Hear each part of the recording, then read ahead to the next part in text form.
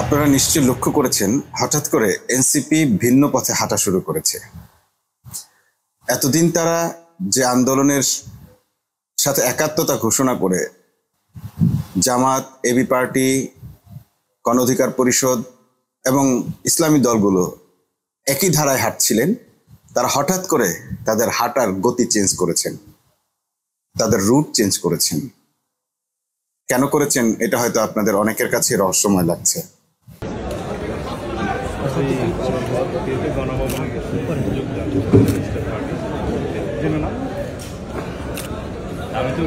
আমরা তো যুগপথে নাই, আমরা তো গতকাল একদম স্পষ্ট আমরা তো যুগপথে নাই। And as long as the discussion is on the table, আমরা তো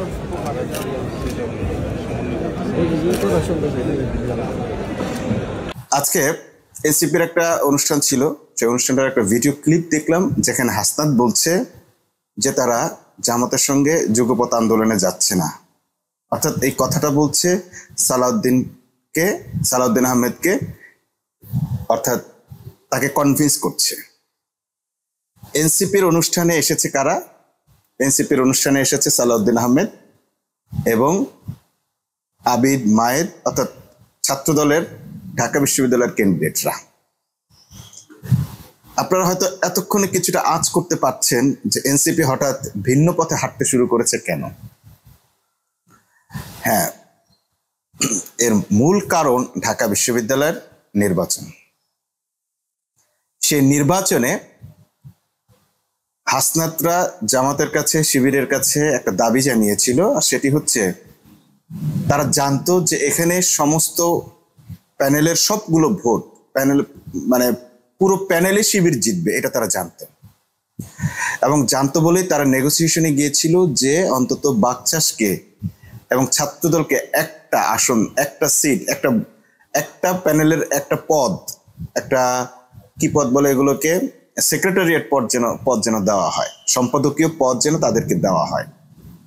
অর্থাৎ তারা ডাকসু নির্বাচনের একটি সম্পাদকীয় পদ পাওয়ার জন্য নেগোসিয়েশন করেছিল ছাত্র শিবিরের সঙ্গে, জামাতের সঙ্গে।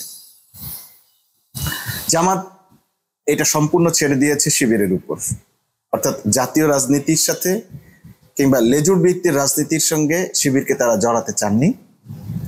আর তারা শিবিরের সঙ্গে যখন আলোচনায় গেছেন, ঢাকা বিশ্ববিদ্যালয়ের শিবির পুরোপুরি এটা অস্বীকার করেছে। তারা বলেছে এটা সম্পূর্ণ ছাত্রদের এখতিয়ার, তারা যাকে ভোট দিয়ে যেভাবে যা নির্বাচিত করবে সেই হবে ডাকসুর প্রতিনিধি। এখানে ছাত্রদের ভোটকে ভিন্ন খাতে প্রবাহিত করে কোনো 2 নম্বরই করা কিংবা ম্যানিপুলেট করার কোনো সুযোগ তারা রাখবে না। অবশেষে তারা ঢাকা বিশ্ববিদ্যালয়ের ভাইস চ্যান্সেলরের সঙ্গে একটা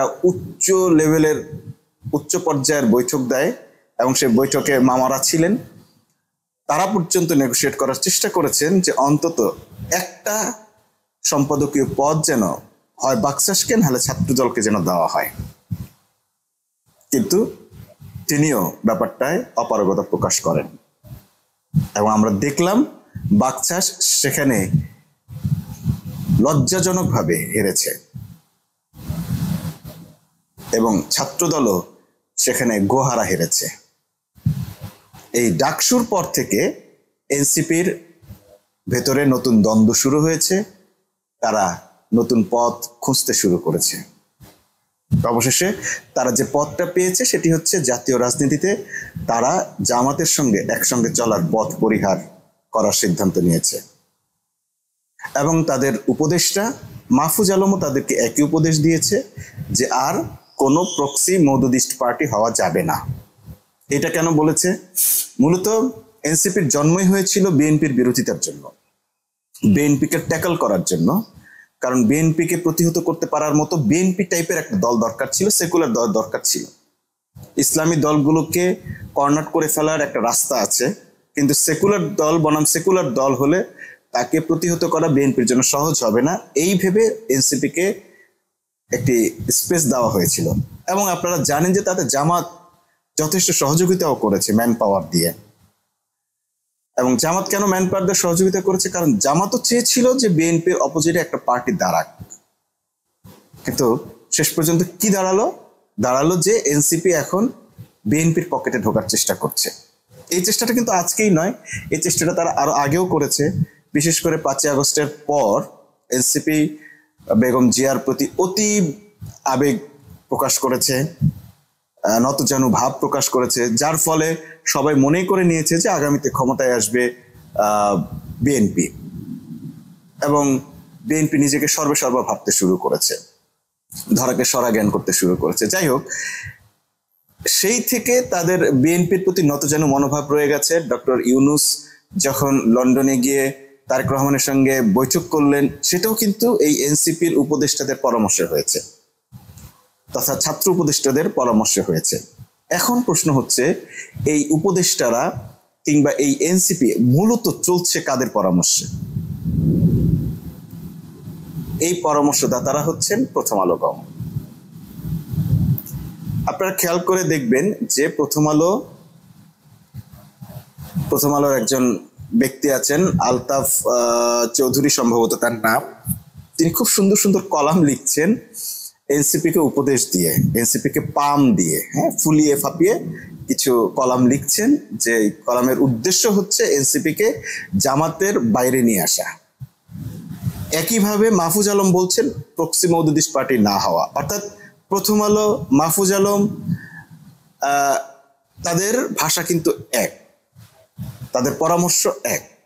অর্থাৎ এই উপদেষ্টারা যে উপদেশটি দিচ্ছেন তা হচ্ছে এনসিপি কে জামাতের বাইরে চলে যাওয়া। এদিকে আবার এনসিপি দেখলেন যে জামাত তাদের যত সহযোগিতাই করুক, ডাকসু নির্বাচনকে তাদেরকে ছাড় দেয়নি, সো এবার জামাতের দিক থেকে আলাদা হওয়াই যায়। তো ঠিক আছে, গুড বাই, আপনারা জামাত থেকে আলাদা হচ্ছেন, হয়ে যান, দেখা যাক বিএনপির সঙ্গে গিয়ে আপনারা কি পান।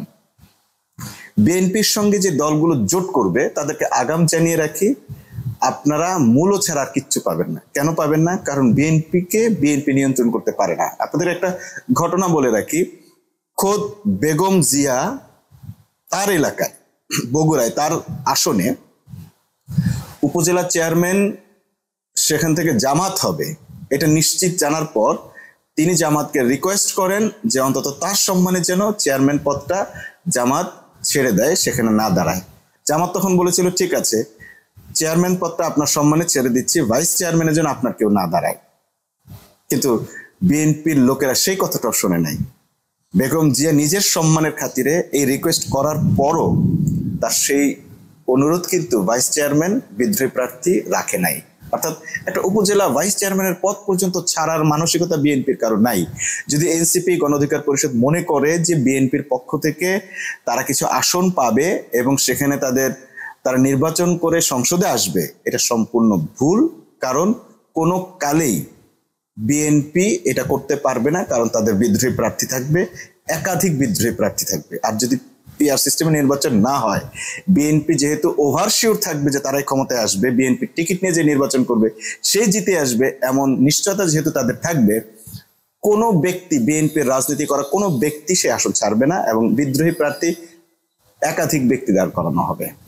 অতএব এই ছোট পার্টিগুলোর, এই এনসিপি কিংবা গণ অধিকার পরিষদ, এরা যদি চায় যে বিএনপির পক্ষ থেকে বা বিএনপির সঙ্গে জোটবদ্ধ হয়ে কিছু একটা আদায় করবে, তাহলে তাদের সে আশায় ঘুরে বাড়ি। নাহিদ এখনো সেই বিষয়টাকে সরাসরি সিদ্ধান্তের দিকে নিতে পারেনি বলেই বলছে আপাতত জামাতের সঙ্গে তারা একসঙ্গে হাঁটছে না, কিন্তু ভবিষ্যতে হয়তো তারা আবার জামাতের সাথেই জোটবদ্ধ হবেন, যে কারণে তারা এখনই সমস্ত সম্ভাবনা উড়িয়ে দেননি। জামাতের সঙ্গে জোটবদ্ধ হলে লাভটা কি? সেটা হচ্ছে যে জামাত যা বলে সে কথা তারা রাখে।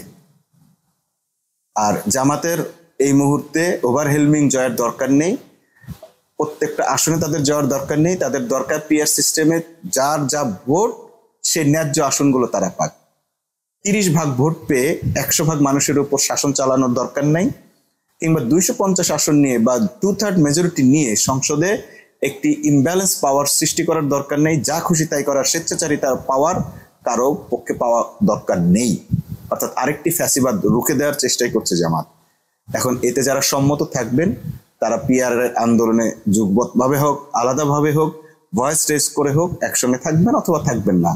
যেটাই ঘটুক, আন্দোলন করে জামাত যে সাফল্য আনতে পারে সেটি জামাত অতীতে দেখিয়েছে। এবারও আপনারা নিশ্চিত থাকেন জামাতের আন্দোলন সফল হবে ইনশাআল্লাহ। এবং যেভাবেই হোক, যে ফরম্যাটেই নির্বাচন হোক, জামাত তার খেলাটা এবার দেখাবে, এটা মোটামুটি সবাই নিশ্চিত হয়ে গেছেন।